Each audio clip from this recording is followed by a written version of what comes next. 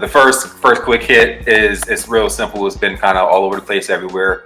Dr. Dre is getting hit with some good old spousal support. So you may call Nicole Young a few things, but what you won't call her is broke. The now ex-wife of super producer Dr. Dre has an order to receive over $3 million per year until she remarries, finds a life partner, or one of the parties die. After 24 years of marriage and 2 kids, they split up and are still in negotiations about the full solution of what this divorce looks like. Dr. Dre was recently quoted at being at about $800 million in net worth, which means the spousal support may actually increase. So while they're figuring this out, he does have to keep up with the payments. He's trying to get them to go down, but more than likely they're going to increase. But let's not forget, you got people like Jeff Bezos, who paid out $35.6 billion in Amazon stocks and set his wife up with almost a net worth of $6 billion after their divorce of 25 years. Mary J. Blige had to pay her ex-husband after 12 years $30,000 a month in spousal support. Mel Gibson paid his ex-wife after 31 years $425 million in alimony and spousal support, and Jennifer Lopez paid Chris Judge $13 million after less than a year of being married just to make sure he didn't speak on what their marriage life was like. So, with all that said, do you need a prenup before you get married, or you just take your chances with divorce? Let's talk.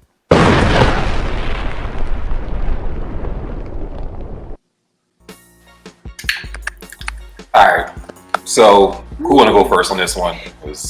Yo, considering my hold up, considering my mate is on this episode and he gonna ask this question, I don't know if this is a setup or what I should say.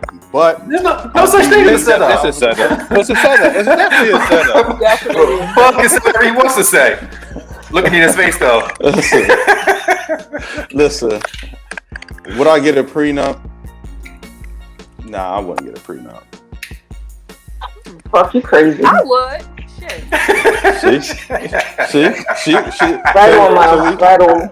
Well, this is the thing, though. And I said some of it has to do with my age. Like, when I was 25, yeah. Now, like, I have retirement accounts. I have things that, like, I stand to inherit that I could possibly lose. So, absolutely, I would get a prenup. Because I've seen, like, there was a lady I knew who, she inherited a house while she was married. And she was making more than her husband because he hadn't worked in years. She wanted to get a divorce. He could go after her childhood home because she inherited it while they were married. Luckily, they had properties that they flipped, so she just gave them 2 properties, but still. So for me, it's more about like I don't want to give you my retirement money. I've been working for a long time. So, and I think sometimes women don't think about it, or people say, well, I'm not a millionaire. But you could still lose some things. So for me, it's like, listen, if I came in with this, I want to at least leave with that. Mm-hmm. I agree. Also, you don't want to incur someone else's debt as well. That's not fair to you coming into that marriage, that if you're responsible for that person's debt. Especially if they was out here doing dumb stuff and trying to be a rapper at 45. Exactly. Like, he's not a 45-year-old rapper, right? No. I mean, 45-year-old startup, listen, right? I knew a couple like 33, 4, like, and I feel like you starting to age out if you're not already there. I mean, for me, I got the kids, so I just think about like, you know what I mean? Like the kids may come along and need some extra shit. So that's where I'm coming from with it. But now that I see that she's that way, oh yeah, I already know. You know what I mean? Lifestyle change. That whole thing, prenup. You know what I mean? Prenup. You know what I mean? Look, even if I got $12, she ain't getting none of that. I think it really matters, depending on what you have going into the marriage. So if you have a lot of things, if you have some financial wealth, or you own a business, or you own several properties, I think it's wise to make that decision to get a prenup. But if you're entering into a marriage and neither one of you have anything, then I can understand why individuals would opt not to receive one or go after one. Yeah, I think prenups they're smart for people who have something to lose. Like if you don't really have anything to lose, then no. But my thought on marriage period is, if it doesn't work, you should be. I want nothing else from you after that. Like I don't want no ties. Like you go your way, I go my way. So I think a prenup is smart in the beginning. You just leave it what you came with. Whatever you build together, split it in half. We built this together. That's yours. That's mine. Cool. Have a great life. I think it's smart too. My stuff coming in, you can't have my stuff. Well, I think it's smart too because we love each other coming in, but when you going, you hate that motherfucker, and you want to make that motherfucker burn. Therefore, and I'm not saying it's true. But when you think about when you think about divorce, like we don't got a bleep button. Because I've seen really nasty divorces where they was like, like they was all love, yeah, forever, and then as soon as they ain't like each other, fuck them. So, and that's what it is. So I feel like if you got stuff set in place, even with all the emotion, even with all the anger, it's like, listen, this is what we did, that's it. Now, prenups can be contested. However, you at least have a bottom line and you have a skeleton to work with. And we grew up in the same house. That's how we really talk. Well, my outlook on it is basically, if y'all in it to build together, it should not be a prenup. So basically, if you come into it and but it's like if both people working, like if somebody just slacking off, then okay, now you got to make sure that you ended with the wrong person, so you married the wrong person. But you got to come in with it. No, it's not really too late at that time. You in it now, so because you don't have nothing at this time. You're not there either. So if you don't have 5 years in, nothing, I'm sorry, but you're not. Yeah, all right, but everybody, like, I'm not there. In 5 years, you're not making no money in no business. You're not making no money in anything at that time. You never know. What if you could? What if say you start your business, right? Okay, and what business? What are we talking? You make pickles. You sell pickles at the market, right?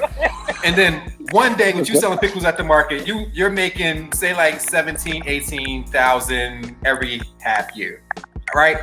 17,000, 18,000. Somebody from Whole Foods come and go, yo, this is a dope fucking pickle. I want your pickles in all my Whole Foods. Now you have a $14 million pickle contract. Meanwhile, the person you with ain't picked out a cucumber. They ain't made no pickle juice. Ain't put no pepper. Nothing. Ain't bought a jar, mason jar, nothing. Now they're entitled to $14 million a year money. Hey, that's your half fault, of that is now theirs. That's your fault. You ain't signed no prenup. I signed one. That's your fault though. You should have said, like, you can tell somebody's hustling when you first start messing with them. When y'all first get together, you can tell if they got a hustle or not. So if you just sit there and look not necessarily, you could be in the blind. If you people get comfortable in the first couple years. Huh? People get comfortable in the first couple years. No, you can still see. Oh my man, damn, you calling off again? Like, oh, you're not going away today either. You lost that job again. Like, you see that? No, but we doing this pickle thing, right? So we make you make the pickles. I'll come to the Broad Street Market, right? I come to the Broad Street Market in Louis Vuitton shoes, right? I'm already shopping. I'm already spending the $12,000 that you getting. So now you get that $14 million. Nah, I'm here. I've shown up. What are you doing? What are you doing? But the court doesn't care. You're married now. I understand. That's what I said. Is that part becomes your fault. So you got to take that L because you was blind to the fact that you did. I mean, okay, then you're not going to take an L, but so you just going to go right to it with a prenup? Yes. So basically, date one. Prenups. Yo, I believe in prenups. Is what you're saying. Date one, and let that be not known on the table. Prenups are a conversation before engagements. So before you propose, a prenup is the conversation. No, it should be a conversation before dating. Before dating. No. You might even like you. So what's the point of having that conversation? Like in 3 weeks, I might get rid of your ass. Right. Yeah. So. But I'm saying like that right there, like date one, that is not wasting your time. You done wasted 3 weeks already. 3 weeks to 3 years. Or none. How about that? Say everybody can say I don't have a problem with a prenup while dating, and then when it comes to getting married, you actually have to sign it. It's a different story. So then it's like I'm not signing that. That's what happened with Steven Jackson. Remember, he was about to get married, and she went and signed a prenup, and he left her at the altar. Him and Stephon Marbury, and then went all out to Vegas and how many people gonna leave somebody at the altar?